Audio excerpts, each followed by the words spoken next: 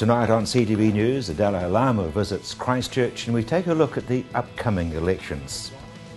Welcome to CTV News, I'm Rob Cope-Williams. The Dalai Lama arrived in Christchurch yesterday and today he greeted the public along with people who lost loved ones in the quake. He also had a few messages for the people of Christchurch. Emily Cooper has more. His Holiness the Dalai Lama arrived in Christchurch yesterday and met with media this morning. He says he believes it's his duty to come and share in our sadness. I want to share some of your sort of sadness due to natural disaster. Since many New Zealanders,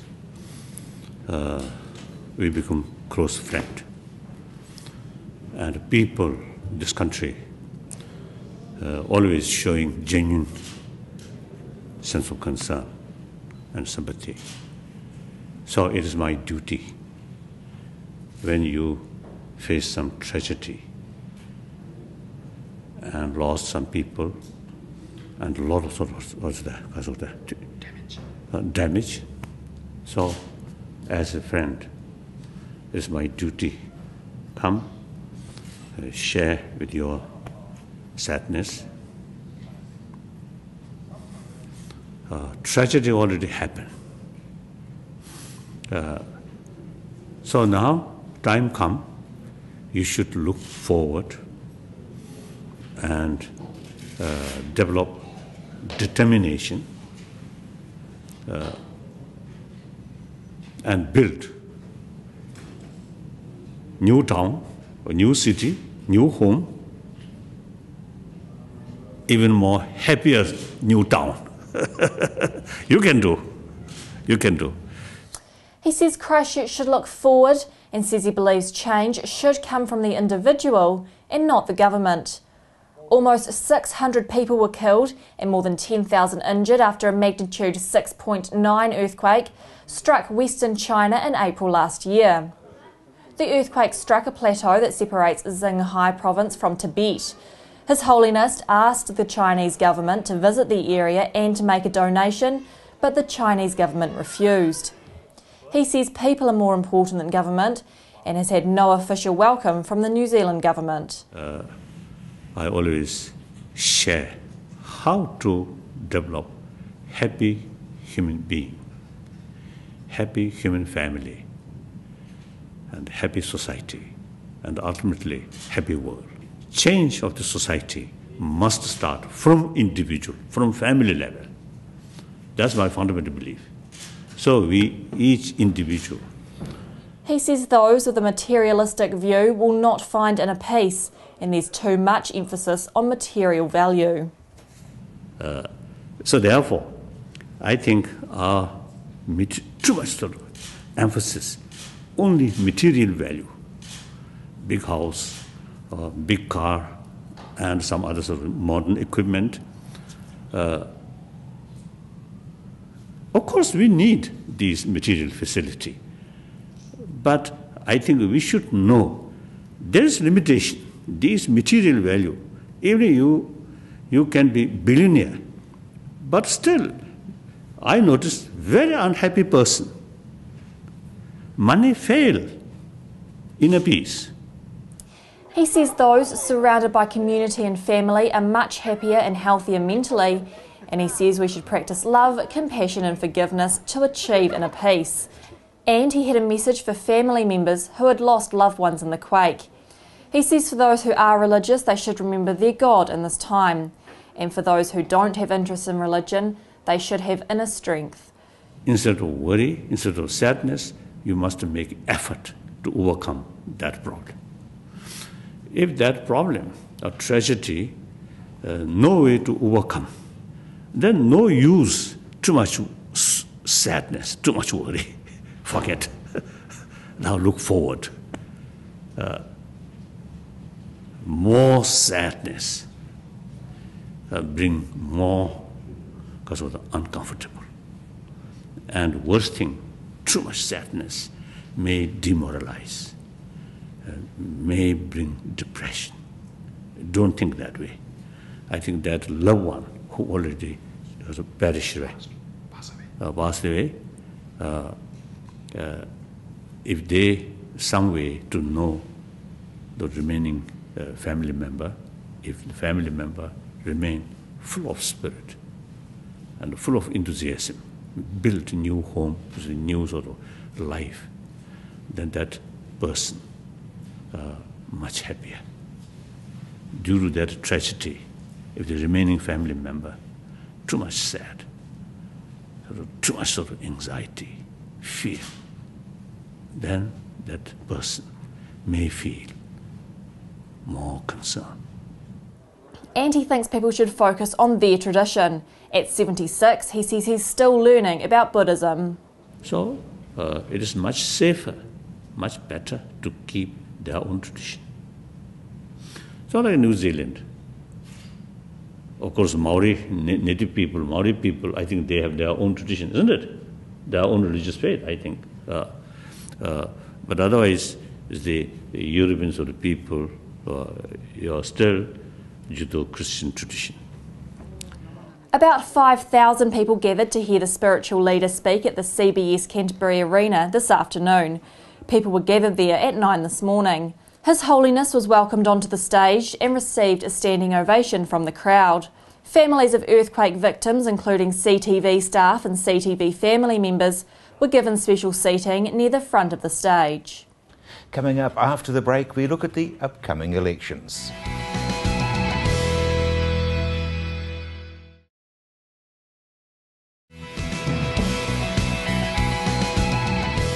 Welcome back. A senior student at Lincoln High School has been diagnosed with tuberculosis.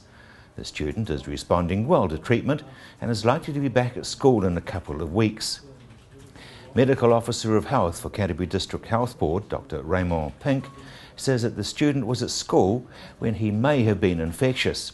Close contacts, which includes family members and may include teachers and students, will be screened. CDHB say that staff from the community and public health will be meeting with teachers, students and parents at Lincoln High School this week to talk about TB and answer any questions that they may have. TB is a relatively rare disease, and the CDHB said it's not uncommon for those who travel overseas. However, there are occasional cases where infection spreads from person to person here in New Zealand. In more positive news, 2 humpback whales were sighted off the coast of Aotearoa yesterday. The sight provided an unexpected bonus for visiting American travel agents.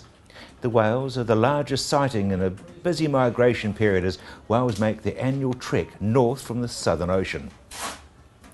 Southern Ocean humpbacks migrate thousands of kilometres between low-latitude winter breeding and calving grounds in Antarctica and the subtropical coastal waters off western and eastern Australia and Fiji. This route takes them right past Aotearoa and the coast of Canterbury. Black Cat Cruises had 16 travel agents on board, and there's hope that the sightings by the travel agents will be hugely positive for troubled Canterbury tourism.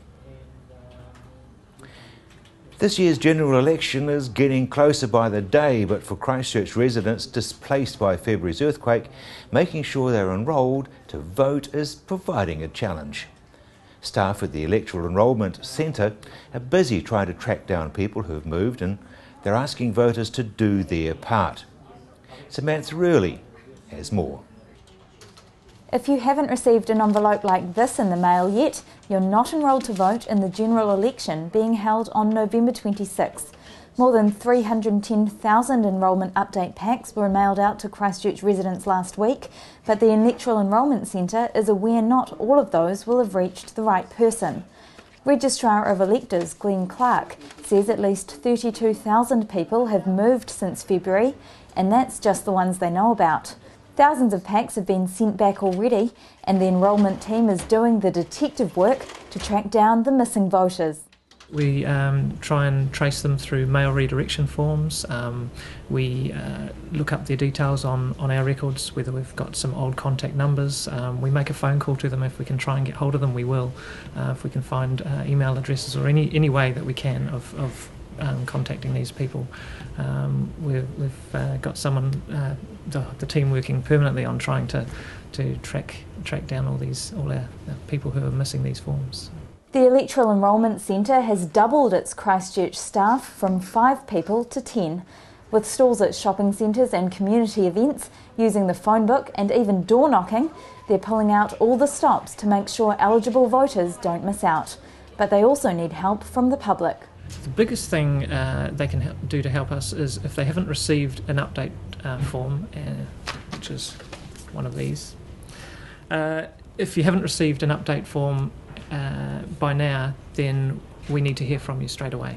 That's really important that you contact the electoral team in some way.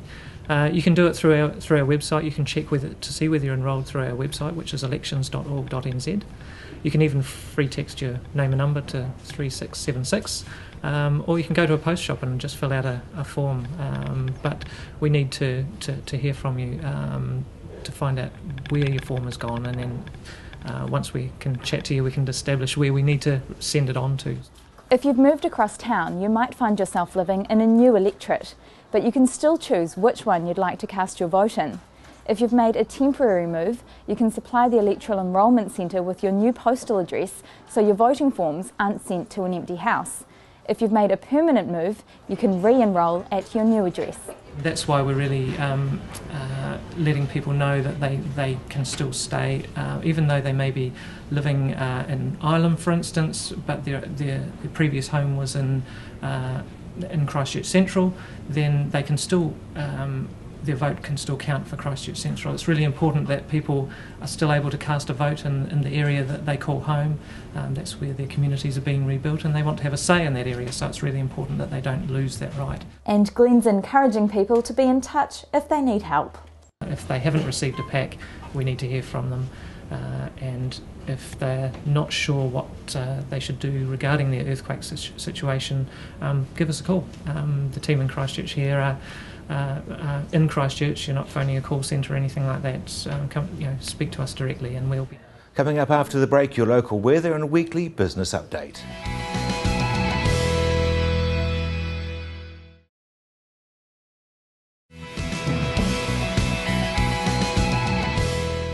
Welcome back. Well, Pete Smith hit the streets today in Street Talk to ask people if they were happy with the Queen's Birthday Honours. The Queen's Birthday Honours list is out, it's been digested, everyone's had a think about it.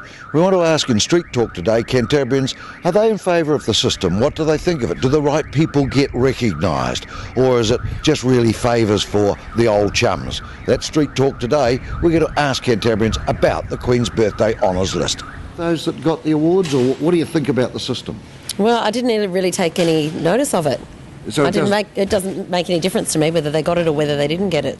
Yes, I think it's a great idea still. Yeah. Yes. I agree with it, yes, definitely. Oh, ecstatic. It's just a highlight of the year for me. Yeah, now you have me on. No, seriously. I love the Queen, and I'm just a really strong supporter of the monarchy, and I think that New Zealand is a futuristic country, and that the best way for a country to be ruled is by monarchy, and it's really just the future.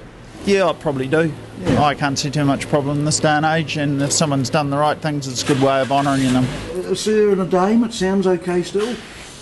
I guess so, yeah. Yep. If you were nominated, you'd accept it? Probably, it sounds quite cool. Yeah, no, I think it's quite old-fashioned actually, unless I would be made one myself. Yeah, well, and then of course no. I'd like it, then I wouldn't say no, absolutely not. Oh, I don't care tuppence one way or t'other. Do you not really? But what about these people that have worked really hard all their lives and they get a bit of honour? A lot of us have worked hard all our lives. You wouldn't turn one down if you got it? We'll see if that happens.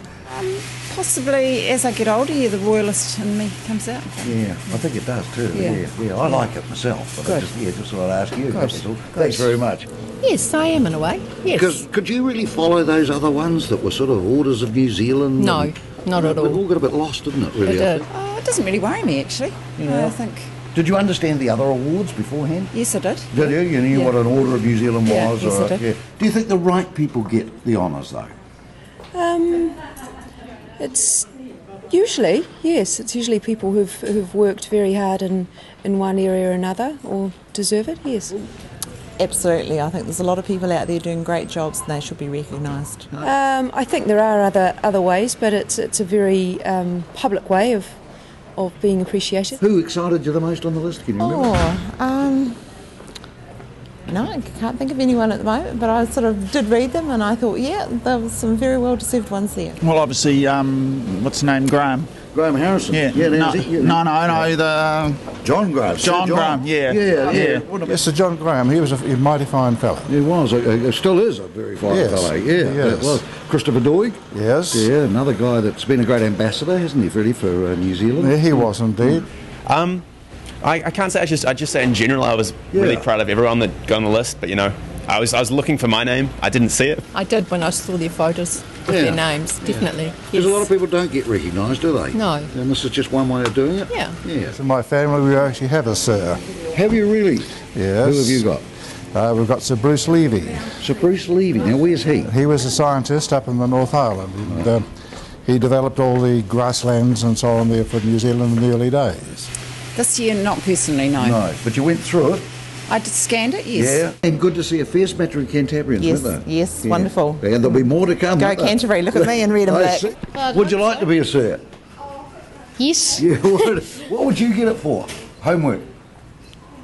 No, I wouldn't get it for homework. Wouldn't you? Sport? No. Hopefully, yeah. What's your favourite sport? Rugby. Rugby, and you're a good rugby player? I'm okay. Tim Head spoke to me on Headliner's business report this afternoon. First up was the official cash rate, which is being announced tomorrow. The rates are likely to remain on hold. We've seen a recovery in the economy over the last 6 weeks and signs that there is an upswing coming. So what about farming? Is that helping? There's some main factors behind this, and the meat and farming commodities industries in New Zealand showing strong prices, and this is leading to strong rural incomes and farm spending on farm equipment, etc. What about the World Cup? Is that going to help a bit? I'm looking forward to it. 6 weeks there between September and October for the Rugby World Cup. Should see 85,000 people boost into New Zealand to enjoy fine hospitality, and likely to increase GDP by 0.5%, so that's strong. And I guess the rebuilding of Canterbury in general and Christchurch in particular? That's right. Very important for us here. The government should start to see some of its $15 billion spending coming through in the second half of the year, and that's going to help drive this strong second half for the economy worldwide. Business confidence in the retail sector? Yes, it's quite interesting. The confidence we see from the business sector is struggling to get through to the retailers in some aspects, although we are seeing some strong results. Kathmandu had a stellar result recently. Postie Plus and Ikoya also beating its first year forecasts. So what factors actually impact on that? Well, at the moment there's several factors. The one currently is the seasonal time of year for us. This long sort of Indian summer that we're having is really no good for them, and they really like this cold to kick in to boost some of those winter sales for them. I guess that will bring mixed results? That's right. You see some groups, Postie Plus would have been like to have seen some cold weather for their polyprop sales, but overall I think the retail sector's performed quite well considering the impacts of the seasonality, and also in Christchurch here the closure of shops in the CBD. You see Hallenstein Glassons reporting strong growth in the Australian Glassons chain, whereas New Zealand just slightly lagging behind there and unable to meet their last year's numbers. Briscoes have been pretty proactive. They do. His Rod Duke's keys to success. He's really done well there for the company, and considering the factors that go into it, and a lot of them being negatively impacted, they've shown strong results. And what about restaurants and food outlets? Yeah, that's right. The McDonald's, the KFCs, some of them are gone. Restaurant brands, though, continue to show strong growth in the KFC brand, which has really led the company over the last couple of years. And also some firming up in the Starbucks numbers as well, which is good to see for them. They are in the middle of a refurbishment, store refurbishment program, and that seems to be going well for them. They've slowed it down a little bit, obviously, with the impact of the earthquake here. So people who are stressed still want to eat and give themselves treats? they still want to give themselves treats and they still want their cup of coffee, and that's been seen in the sales figures for restaurant brands. So overall, what's the future like? Are we looking good? I think so. There are signs of consumer confidence surveys and business surveys that it is improving. There is an upswing for the second half of the year, and everyone's been through a pretty tough time over the last while. So everyone's keen to they're lean, they're mean, and they're ready to get back in and make some good numbers. That's CTV News. I'm Rob Cope-Williams.